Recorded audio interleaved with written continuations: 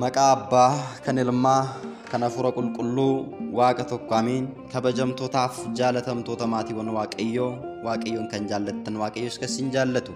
Ijoolleen Tawaahidoo hordoftoonni chaayinaalii Dhangaa Lubbuu miidiyaa hundumti keessan bakka lafa jirtanitti nagaa Waaqayyo isiniif haa baay'atu. Akkam jirtu? Guyyaa har'aa kana egaa qophii kiyya kutaa sadaffaa diina keenya daabiloosin guutummaa jireenya keenya keessaa fooniif lubbuu keenya keessaa akkamittiin baasuu dandeenya kan jedhu waa'ee kadhannaa irratti kan waliin barachaa turre kutaa sadaffaa isinii qabadhee dhiyaadheen jira. Kutaa tokkoffaa fi lammaffaa irratti akka bu'aa hedduu buufattan abdiin qaba. Akkami ijoollee irraa fayyadamtaniittu isinitti toleera koomentiinaaf barreessaa. Maaliif gara fuulduraatti isinitti toleera yoo ta'e wanti isin darbe kun itti fayyadamtanii bu'aa ittiin argattaniittu yoo ta'e kana caalammoo bu'aa kan ittiin argachuu dandeessan kan biraas barbaade isinii dhiyeessuu nan danda'a waan ta'eef. Kanaaf isa mileedha koomentiin haa barreessaa, sabiskiraayib godhaa, laayik godhaa, sheer godhaa. Kanan isiniin jedha. Kan isinirraa barbaadu isa kana. Waan irraa argachuu dandeessan immoo waan an qabu kamiyyuu wanta isin dhorkatu, waan an beeku kamiyyuu akka isin fayyitaniif jireenya bara baraatti akka galtaniif Waaqayyo wajjin akka walitti araaramtaniif kan isin taasisuu danda'u hojii gaarummaa Waaqayyo naaf ibse kamiyyuu isiniif qooduudhaaf duubatti hin deebi'u. Waaqayyo nu haa gargaaru. Egaa kutaa sadaffaatti darbuu dura kutaa tokkoffaa fi lammaffaa seeraan hordofuu qabdu waan an kutaa tokkoffaa fi lammaffaa keessatti isinitti dubbadhe isin hubachiise san hunda isaa raawwachuu danda'u isinirra jiraata. Sanan raawwanne taana gara kanatti darbuun isiniif fayyadu jechuudha. Fayyadamoo ta'uudhaaf guutumaa guututti dhibbaan dhibbatti hafuurota hamootaa mo'achuudhaaf sisteeppii amma isinitti hime kana eegdanii deemuun barbaachisaadha. Egaa isa eegdaniittu taanaan gara kutaa sadaffaa keenya guyyaa irratti darbina jechuudha. Kutaa sadaffaa kana irratti egaa kan nuti waliin laallu jireenya keenya keessatti karaa adda addaatiin dhokatanii mistiraan kan hafan jiraachuu danda'u hafuuronni hamoonni jechuudha. Isaan kan ammoo qondaaltota ergamootaa yookiin hangafoota ergamootaa torbanii akkamittiin akka inni qaama keenya guutummaa keessaa baasuu akka dandeenyudha jechuudha. Guyyaa irraa kana kan waliin laallu kadhannichis egaa isa kanadha. Kadhannaa araaraa torbanuu qondaaltota ergamootaa jedha. Eenyu faadha isaan jedhu kadhannaadhuma kana keessaa argachuu hin dandeenye jechuudha. Hangafoonni ergamootaa kan jedhaman jiru. Hangafoota ergamootaa qulqulluu Mikaa'el, qulqulluu Gabri'eel, Faanu'eel, Saamu'eel isaan kana egaa asuma keessaa argan. Kanaaf maqaa isaaniitiin akkamittiin diinota akka hidhuu dandeenyu. Ani Gabri'eelidha fuula Waaqayyoo fuuldura kanan dhaabbadhu akkuma jedhee Wangeelli Luqaas boqonnaa 1:19 irratti fuula Waaqayyoo fuuldura dhaabbatanii kan Waaqayyotti nu araarsan diina keenya daabiloosin immoo maqaa isaaniin gubuu akka dandeenyu. Manaafiqoonni dhiisaa jechoota garaa garaa dhiisaa isin amma maalan bu'aa argadhe sirraa jedhaa yaada. Maalan bu'aa argadhe kadhannaa kanatti fayyadamee kan jedhu jireenya keessan keessatti yaada. Maaliif seetan yoo sareen hundi dhaabbattee namatti dutti hundatti dhagaan darbatan. Abbaan barbaade waan barbaade yoo jedhe isin fayyinadha kan barbaaddan. Karaan dhugaa kam akka taati kadhannaa kana guutumaa guutuutti godhattanii addaan baafachuu hin dandeessu jechuudha. Beekuu hin dandeessu jechuudha. Kanaafuu yeroo keessa isin jalaan gubu kallattiidhumaan gara kadhannaa kanaatti isin dabarsa jechuudha. Barumsadha waan ta'eef arrasuuta jedheen isin dubbisa. Isin barreeffachuu dandeessu, iskiriinshuut godhachuu dandeessu. Kadhannaa kanatti garuu fayyadamtanii dhibbaan dhibbatti faayidaa qabeessa taatu. Akkaataan isinitti hime kanaan yoo raawwattan kadhannaa kana egaa uffannaa keessan uffattanii fuula siilii fuuldura dhaabbattanii kadhannaa ni taasifattu jechuudha.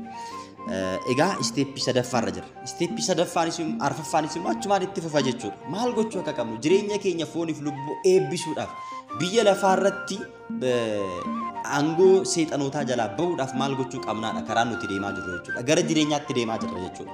Gara fayyina bara baraatti eebba foonii fi lubbuu argachuudhaaf guutumaa guututti jechuudha. Waaqayyo wajjiniin jiraachuudhaaf maal gochuu qabna kan jedhudha jechuudha. Utuma hojii keenya foonii hojjetachaa jirru cubburraa kana fi jechuudha. Cubbuu hojjenne irra tana waan cubbuu hojjennetti gaabbii galuu qabna jechuudha. Gaabbii galuun dirqama jechuudha. Kadhannaa kana qofa miti jechuudha. Gaabbii galuu dirqama waan cubbuu hojjennetti waan balleessinetti gaabbii gallee kadhannaa kana guutumaa guututti hin kadhanna taanaan hojii hojjennu eebba argannaa manni keenya nagaa argataa wanta hojjennu ni eebbifamaa barakataa argannaa Waaqayyo wajjin gammannee jiraanna jechuudha. Kanaafuu yeroo keessa isin jalaan gubu gara kadhannichaatti gaafa darbinu kadhannaa araaraa torbanuun qondaaltota ergamootaadha. Kadhannaa keenya fuula siilii fuuldura erga dhaabbanne mallattoo fannootiin uffannaa keenya erga uffanne of mallatteessine jechuudha. Yaada keenya sassaabbanne maqaa Abbaa kan Ilmaa kan Hafuura Qulqulluu Waaqa tokko amiin jenne yeroo sadii of mallatteessina. Yeroo keessa isin jalaan gubuufani maaloo yaa Waaqayyo kadhannaa qulqulluu Mikaa'elii kanaan mana qulqullummaa kee lafarraa kana keessatti kadhannaan isitti dhiyeeffadhu kana mana qulqullummaa kee ishii samii keessatti naa fudhadhu. Maaloo nama irratti daba kan hojjetan balleessuun amala kee keessa jira waan ta'eef billaa dheekkamsa isaa luqqifate akka isaan balleessutti qulqulluu Mikaa'elii ariifadhuutii gara kootti naa ergi. Kunoo akka arjummaa keetitti malee akka balleessaa cubbuu kootti miti yoo. Maaloo yaa Waaqayyo kadhannaa qulqulluu Gabreelii kanaan hundee mana qulqullummaa kee ishee lafarraa kana keessatti kadhannaa galataan sitti dhiyeeffadhu kana hundee mana qulqullummaa kee ishee samii keessatti naaf dhaggeeffadhu. Arjummaa fi garraamummaan amala kee keessa jira waan ta'eef ija foonummaa kootii kadhannaadhaan ija laphee kootii amantaadhaan gara keetti akkan ol fudhadhu naaf taasisi. Maaloo humni gochaa jeequmsa balleessuu harka kee keessa jira waan ta'eef billaa dheekkamsa isaa luqqifatee diinota koo akka balleessuuf hangafa ergamootaa qulqulluu Gabreelii gara kootti naa ergi. Kunoo akka arjummaa keetitti malee akka baay'ina cubbuu kootti miti yoo.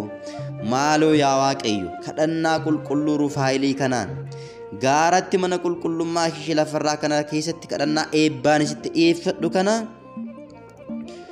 samii keessatti naaf simadhu.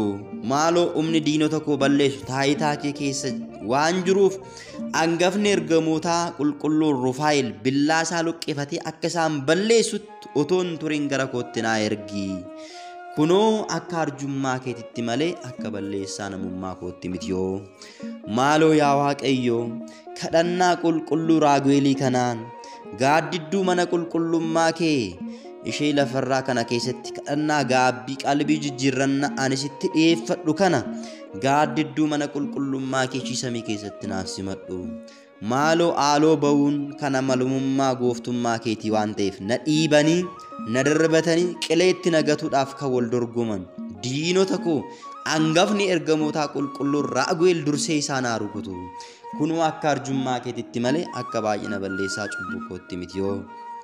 Maaloo yaa Waaqayyo kadhannaa qulqulluu Faanu'eelii kanaan qulqulleettii mana qulqullummaa kee ishee lafarraa kana dura dhaabbadhee kadhannaa galataan sitti dhiyeeffadhu kana jabduu mootummaa kee kan taate ishee samii keessatti naaf simadhu. Maaloo attootaaf sobdoota kan ittiin adabdu eekkamsi cimaan amalummaa kee keessa waan jiruuf na rukutuudhaaf xaxaa kana narratti xaxan gurmuu hamootaa sana hangafni ergamootaa qulqulluu Faanu'eel billaadhaan isaan haamee isaan haagatu. Kunoo akka arjummaa keetitti malee akka balleessaa cubbuu kootti miti yoo.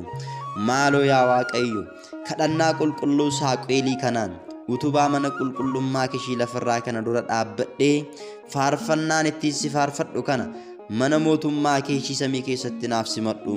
Maaloo humna dheekkamsa warra baambaan ittiin balleessitu amalummaa kee keessaa waan qabduuf karaatti na eeganii boquu koo jallisanii balaa narraan ga'uudhaaf kan mari'atan diinota koo hangafni ergamootaa qulqulluu Saamu'eel billaa isaatiin hunduma isaanii isaan haa balleessu. Ameen. Kunis akka arjummaa keetitti malee akka balleessaa cubbuu kootti miti yoo.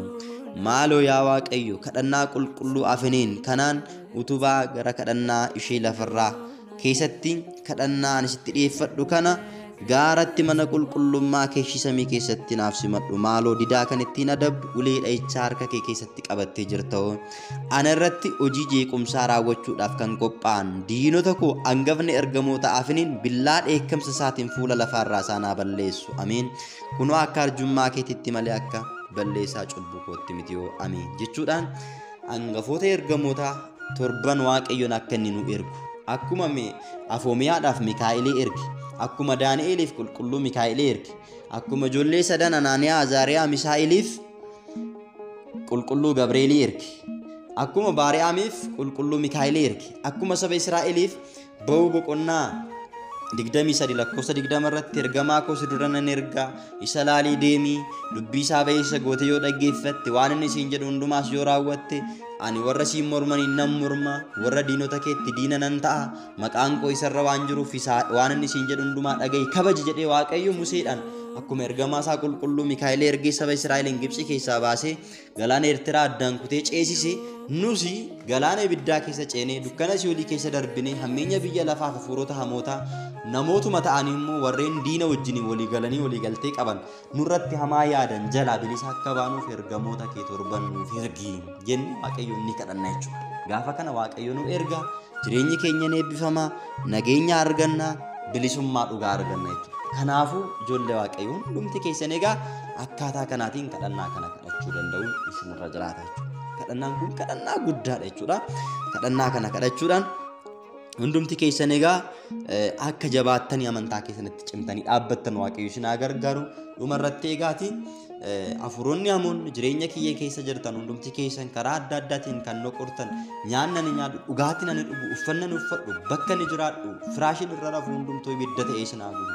Qulqulluu Mikaa'elii isin haa barbadeessu qulqulluu Gabri'eelii isin haa barbadeessu Mikaa'elli isinitti haa dheekkamu seefii isaas isin irratti haa bu'u isin haa kukkutu jireenya kiyya keessaa hojii kiyya keessaa fooniif lubbuu kiyya keessaa kaayyoo jireenya kiyyaa keessaa baa maqaa Sillaasiitiin gara Si'oolitti galaa jettanii ofirraa hidhuu danda'u isinirra jiraata jechuudha. Akkaataa kanaan ofirraa hiitan taana jireenyi keessan eebbifamaa ta'a jireenyi keessan barakataan guutama.